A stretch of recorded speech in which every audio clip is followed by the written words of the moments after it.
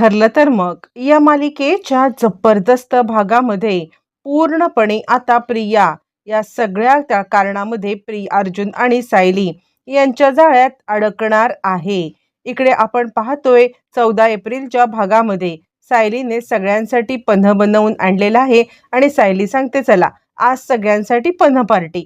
त्यावरती मग आता अर्जुन म्हणतो काय पन्ह पार्टी? त्यावरती सायली आता सांगायला लागते की खरं तर सांगायचं तर या सगळ्यामध्ये आमच्या इकडे आश्रमात जेव्हा आम्ही होतो ना त्यावेळेला अशा छोट्या छोट्या गोष्टींची पार्टी करायचो. आज काय तर पन्ह पार्टी, उद्या काय तर आता भेळ पार्टी, अशी आमची पार्टी होत असायची. छोट्या छोट्या गोष्टींचा आता इकडे आम्ही आनंद घ्यायचो. असं म्हणत असताना अश्विन येतो आणि आता असं काही असेल तेव्हा मी कसा मागे राहणार? यावरती कल्पना सांगायला लागते हो तू तर माझा मुलगाच आहेस, प्रत्येक वेळेला काही असेल तेव्हा तुला यायला तर पाहिजेच. असं म्हणत कल्पना अश्विनची थट्टा मस्करी करत असते. बरं तोपर्यंत अश्विनला अर्जुन सांगतो ठीक आहे ठीक आहे, आत्ता काय धमाल मस्ती करायची ती करून घे, ऑफिसमध्ये तर आता फक्त तू माझ्यासोबत असणार आहेस. असं म्हणत अर्जुन त्याला चांगलाच दम देतो. बरं हे सगळं होत असताना तोपर्यंत इकडे आता नागराज आणि महिपत या दोघांनी फोन केलेला आहे, तो म्हणजे सचिनला. आणि वा आम्हाला तर वाटलं होतं की फक्त चिकना चुपडा दिसणारा हा आता दीक्षित बाकी काही कामाचा नाहीये, पण भलताच कामाचा माणूस आता तू निघालेला आहेस. म्हणजे तुझं हे रूप तर आम्हाला माहितीच नव्हतं. यावरती साक्षी आता म्हणायला लागते हो खरं तर त्याचं हे रूप मी सुद्धा पहिल्यांदाच बघतेय, माझ्यासमोर सुद्धा आता त्याचं हे रूप पहिल्यांदाच येत आहे.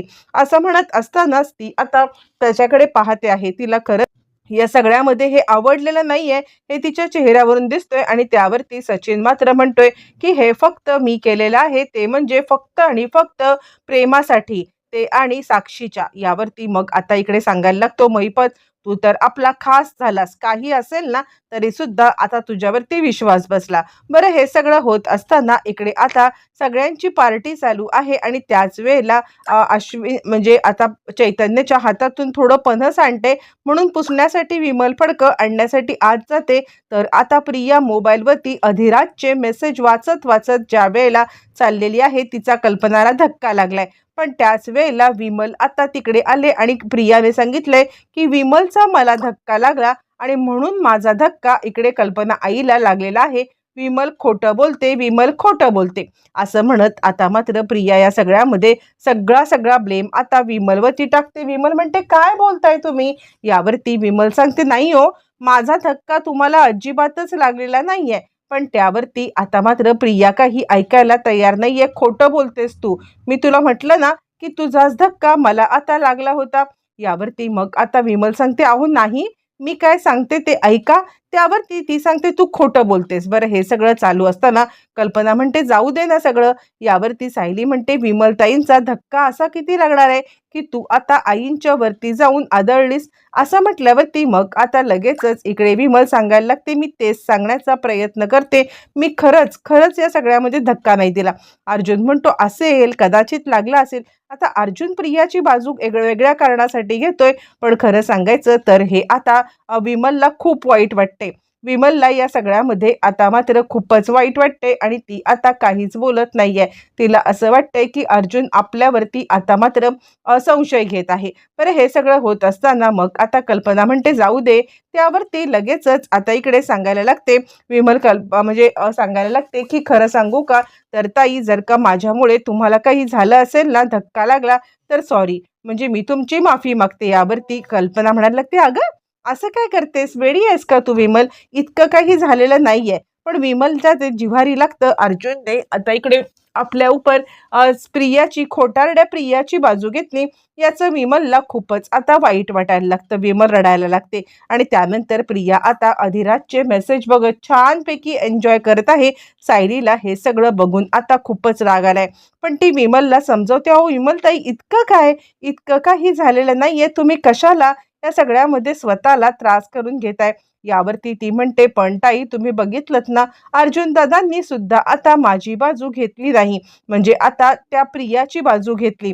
यावरती ती म्हणते सोडा ना, अहो ते काही नाही. यावरती ती म्हणते पण खरंच माझा धक्का लागला नव्हता, मी खरंच आता सांगते आहे की माझा धक्का लागलाच नव्हता. यावरती ती म्हणते, हो मला माहिती आहे, पण ती प्रिया कशी आहे तुम्हाला माहिती आहे ना, कशाला तुम्ही या सगळ्यामध्ये स्वतःला इतका त्रास करून घेताय. असं म्हणत असताना मात्र आता इकडे अश्विन आलेला आहे. अश्विन आल्यावरती प्रिया आता इतकी खुश झाले आणि अश्विन अश्विन तू आलास असं म्हणत अश्विनला मिठी मारू की काय करू असं तिला झालेलं आहे. अश्विनला मिठी मारून, खरंच तुला इतकं बघून मला छान वाटलं ना, असं म्हणत ती आता अश्विनला मिठी मारायला लागते. त्याच वेळेला आता मात्र कल्पना सांगायला लागते, हे काय चाललंय, म्हणजे आज आता इतकं प्रेम अश्विनवरती. यावरती अर्जुन सांगतो, काही नाही, तिला काहीतरी हवं असेल, त्याशिवाय ती आता इतकं प्रेम काही व्यक्त करणार नाहीये. त्यावरती ती म्हणते, दमला असशील ना, सायलीने पन्ह बनवले ते देऊ की सरबत बनवू. यावरती तो म्हणतो, पन्ह दे. मग काय, ती इतकी खातिरदारी करती आहे ना. आणि त्यानंतर लगेचच ती आता अश्विनला पन्ह देते आणि सांगते, तू इतका दमला आहेस ना, त्यामुळे तू आता जाऊन वरती आराम कर. त्यानंतर मग आता अश्विन इकडे सांगायला लागतोय, बघितलंच नाही तन्वीमध्ये किती सुधारणा आहे मम्मा. ते प्रियाला इतका राग येतोय, इकडे सायलीला प्रियाचा इतका राग येतोय आणि ती इतकी चिडलेली आहे की रागारागात ती वरती निघून जाते. प्रिया हे जे काही काळी कारस्थानं करत आहे ती आता सायलीला अजिबात बघवत नाहीयेत आणि या सगळ्यामध्ये ती अश्विन भाऊजींना फसवते हे तर तिला अजिबातच पटलेलं नाहीये. म्हणून आता ती रागारागात वरती गेले आणि त्यावरती मग आता सायली प्रिया म्हणायला लागते की खरं सांगायचं तर आता अश्विन तू माझं कौतुक केलंस ते बहुतेक सायलीला बघवलेलं नाहीये असंच मला वाटते आणि म्हणूनच सायली आता रागारागात वरती निघून गेली.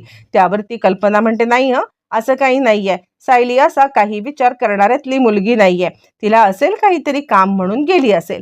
कल्पना मात्र आता सायलीची बाजू ठामपणे पकडून ठेवते. तोपर्यंत सायली वरती आले, पण सायलीचा राग काही शांत झालेला नाहीये. तिची चिडचिड चिडचिड चालूच आहे आणि आता तिची आदळआपट सुद्धा चालू आहे. त्याचवरती अर्जुन तिला सांगतोय, काय झालं बायको, अगं इतकी का तू चिडलेली आहेस. यावरती ती म्हणते, खाली काय त्या प्रियाची बाजू घेत होतात, म्हणजे आता तुम्हाला सुद्धा कळत नाहीये का ती कशी वागते, ती अश्विन भाऊजींना फसवतीये.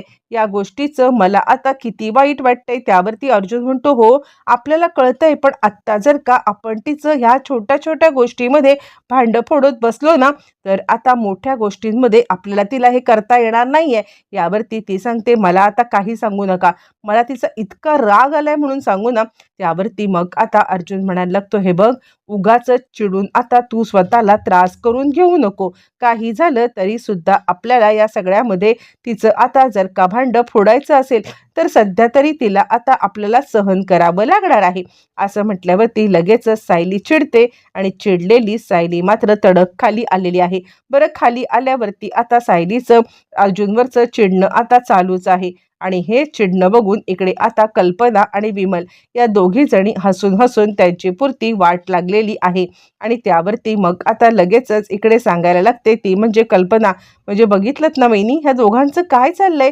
त्यावरती लगेचच कल्पना सांगायला लागते, कसं आहे ना विमल, अगं ते दोघं जण काहीतरी सायलीने अर्जुनने तिची खोड काढली असेल आणि अर्जुनने खोड काढल्यामुळेच आता सायली इतकी चिडली असेल ना, आणि त्यामुळे त्यांचं हे चालू असेल.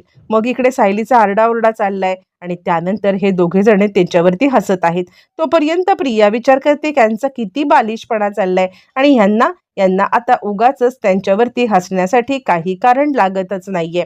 पण हे सगळं होत असताना मग आता सायली किचनमध्ये काम करायला येते. अर्जुन तिला शांत करायला येतो. अगं तू इतकं चिडून काय करणार आहेस, आपल्याला जर का तिला या सगळ्यामध्ये अडकवायचं असेल तर मात्र तिला आता आपल्याला अशाच पद्धतीने आपण तिच्यावरती विश्वास ठेवलाय किंवा आपला तिच्यावरती काही लक्ष नाहीये असं दाखवलं तर आणि तरच आता हे सगळं होणार आहे. तुला कळत नाही का. ती म्हणते, मला सगळं कळतंय, पण तरीसुद्धा मला आता इतका राग आलाय ना की मला या सगळ्यामध्ये या गोष्टी बघवत नाहीयेत. असं म्हटल्यावरती मग लगेचच मात्र अर्जुन सांगायला लागतो, तुझा राग जर का शांत झाला असेल तर मी या सगळ्यामध्ये काही गोष्टी तुला सांगू का. यावरती ती म्हणते, काय झालंय. त्यावरती लगेचच अर्जुन आता सांगायला लागतो, खरं सांगू का, तर आता अस्मिताताईने आपल्या म्हणजे चैतन्याला सगळं सत्य सांगितलेलं आहे. त्यावरती ती म्हणते, म्हणजे? त्यावरती तिने आता चैतन्याकडे मदत मागितलेली आहे. असं आता ज्या वेळेला अर्जुन हे सगळं सांगतो, त्यावेळेला अर्जुन म्हणायला लागतो, खरं तर तिने आता योग्यच माणसाकडे मदत मागितले आणि खरं तर आता चैतन्य तिला योग्य पद्धतीने मदत करेल. म्हणजे या सगळ्यामधून बाहेर पडण्यासाठी तिने दुसरी कोणाची कदाचित मदत घेतली असती तर ती व्यक्ती पद्धतशीररित्या मदत करू शकली नसती. पण आपला अश्विन मात्र तिला छानपैकी मदत करेल असं अर्जुन म्हटलंय. आणि त्यानंतर मग आता सायली सांगते, बरं आहे, अस्मिताताईंना तेवढं तरी सुचलं. इकडे तोपर्यंत आता मात्र अश्विन रूममध्ये आलाय आणि त्यानंतर तो आता सांगत आहे, तन्वी काय करतेस तू? त्यावरती प्रिया आता विचार करते, अजून मला अपॉइंटमेंट लेटर आलेलं नाहीये, काय नक्की झालं असेल? आणि त्याच वेळेला प्रियाच्या मोबाईलवरती अपॉइंटमेंट लेटर आलेलं आहे आणि ते लेटर पाहिल्यावरती प्रिया खुश झाले. आणि त्यावरती इकडे आता लगेचच अश्विन तिला म्हणतोय, अगं काय झालं? म्हणजे आता तू इतकी खुश काय झालेस? काय असं तुला दिसलंय? असं म्हटल्यावरती तो आता प्रियाकडे येतोय आणि पाहतो तर काय, त्याला आता प्रियाच्या हातामध्ये ते लेटर दिसते, ज्या लेटर तिला अधिराज फॅशन कडून आलेला आहे. आणि तो म्हणतो, तू काय याच्यासाठी अप्लाय केली होतीस? यावरती ती सांगते, नाही, अरे मी तुला खरं तर सांगायचं विसरूनच गेले. म्हणजे आता मला असंच एक दिसलं, जॉब ऑफर सहज केलं. मी विचार केलं कुठे माझा काही जॉब लागणार आहे, मी आपलं सहज अप्लाय केलं आणि त्यानंतर बघ ना अश्विन, मला जॉब मिळाला. अश्विन खूप खुश झालाय. I am proud of you आणि मी तुझ्या सोबत आहे. यावरती ती म्हणते, तू एक वेगळाच नवरा आहेस. खरं तर आता दुसरं कोणी असतं ना तर आता कदाचित त्यांनी विचार केला असता की काय, हिने मला सांगितलं नाही, ही मला बोलली नाहीये. पण तू तसा विचार काही केला नाहीस. खरंच मला तुझं खूप कौतुक वाटतं की या सगळ्यामध्ये तू आता फक्त आणि फक्त माझाच विचार करतोस. असं म्हणत प्रिया आता गोड गोड गोड गोड अश्विनच्या सोबत आता बोलत आहे. आणि त्यानंतर तो म्हणतो, चल झोप, उद्या सकाळी तुला आता जायचं आहे ना कामाला. इकडे तोपर्यंत मग आता इकडे शांताच्या घरावरती लावण्यात आलेला आहे, ते म्हणजे एक नोटीस. शांताच्या घरावरती ज्या वेळेला नोटीस लावण्यात आलेली आहे आणि त्यावेळेला मग आता सगळ्यांना तो माणूस मुद्दाम बोलवतो, बघा बघा शांता मावशी कुठे गेल्यात? आणि इकडे घरावरती नोटीस लागले. त्यानंतर मग आता आजूबाजूला सगळी मंडळी जमतात. त्यातलीच एक मुलगी तिथे आता फोटो काढते आणि अर्जुनला तो फोटो पाठवते आणि का सांगते की शांताच्या घरावरती लेटर लागलेला आहे, नोटीस लागले, त्यांना कळवायला पाहिजे. अर्जुन म्हणतो, ठीक आहे, मी आता शांता मावशींना कळवतो. असं म्हणत अर्जुन आता लगेचच शांताला कॉल करतो. शांता हे नोटीस ऐकून खूपच पॅनिक झालेली आहे आणि शांताला ताबडतोब तिकडून आता आपण आपल्या घरासाठी निघावं असं वाटतंय.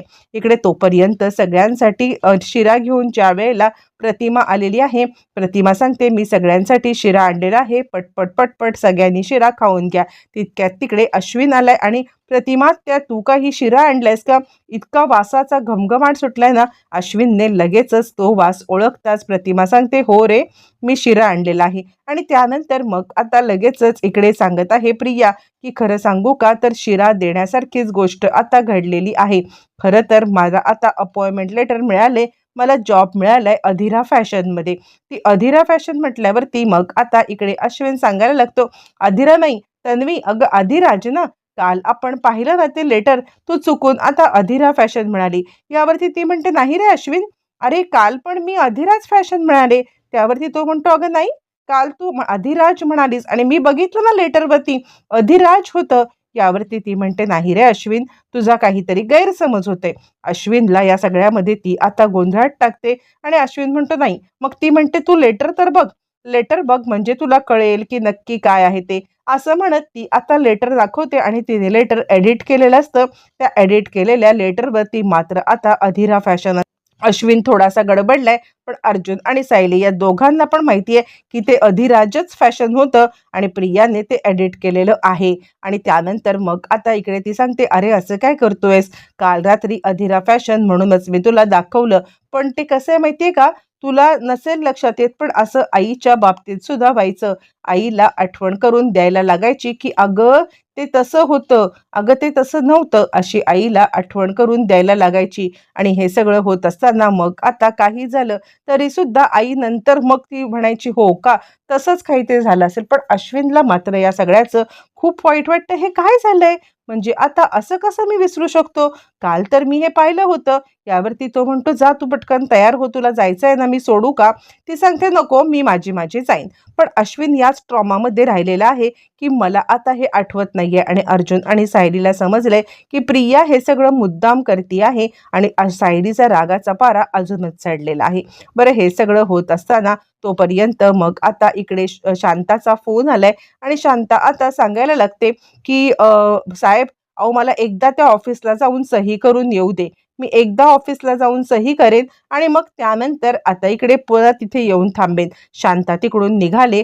तोपर्यंत प्रिया अधिराजला भेटायला आले आणि तो तिच्या हातावरती किस करतोय आणि त्यानंतर हा सगळा व्हिडिओ रेकॉर्डेड त्याच्या आता म्हणजे डॅश कॅममध्ये रेकॉर्ड झालाय. नंतर इकडे अर्जुन काही कामानिमित्त गेलेला आहे, तेव्हा पोलिसांनी त्याला आता पकडलेलं आहे आणि त्याच्या डिक्कीमध्ये शांताची आता बॉडी सापडली. कशा पद्धतीने प्रियाने हे मॅनेज केलंय, प्रियाने आता अर्जुनला अडकवण्यासाठी जो काही ट्रॅप रचलाय, त्यात अर्जुन कसा अडकला गेलाय, येणाऱ्या भागामध्ये आता प्रिया कशी या सगळ्यामध्ये दोषी आहे, सत्य समोर येणार आहे.